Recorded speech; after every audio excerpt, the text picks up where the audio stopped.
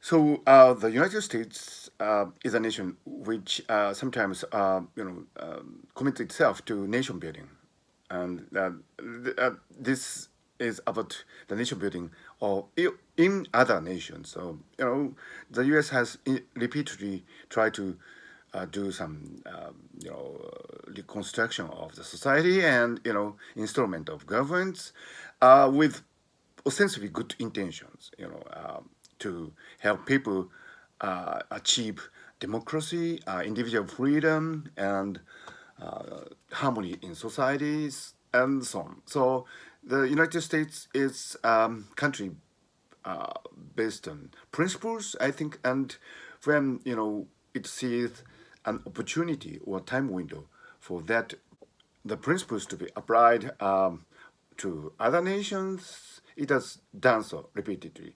Now, the reason why in modern history the United States has committed repeated to nation building might be partially due to the fact that it has really succeeded in the business of nation building in Japan, here in this country.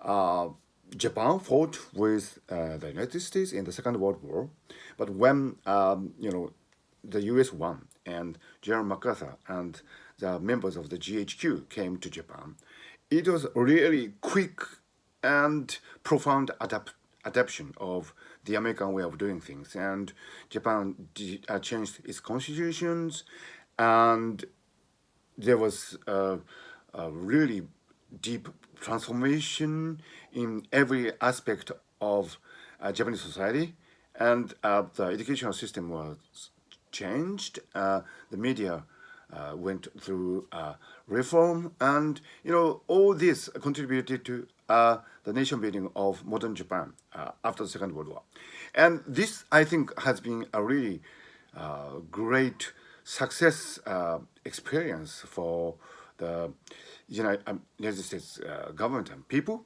and so that they assume that nation building is possible.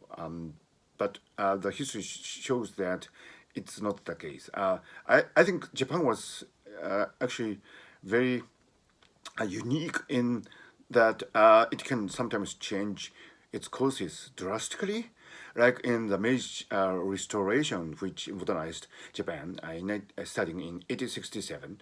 The Japanese people are capable of changing ways very rapidly, and when they do that, they can update their ways of thinkings and feelings and value systems almost overnight.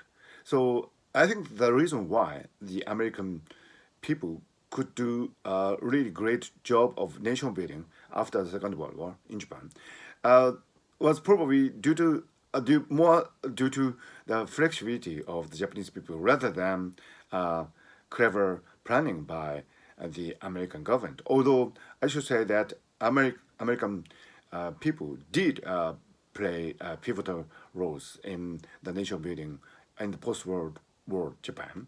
I think it's also very important to note that it was really great story of the incredible flexibility and robust, uh, you know, um, resilience of the Japanese people to welcome new influences and change themselves.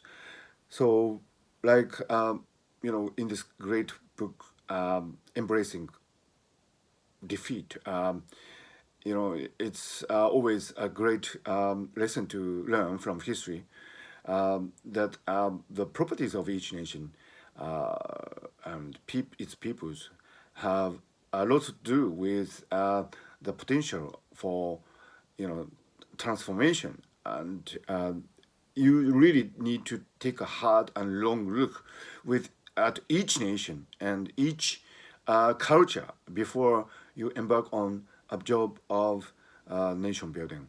And I think it's a great lesson for the American people uh, to kind of review its history of nation buildings. And Japan, I think, was kind of exceptionally successful case, and it cannot be its experience cannot be applied to many other nations. And if you start from a delusion that you can do nation building in other countries, other cultures, then probably you would be disappointed. So probably you should not embark on the business of nation building in the first place.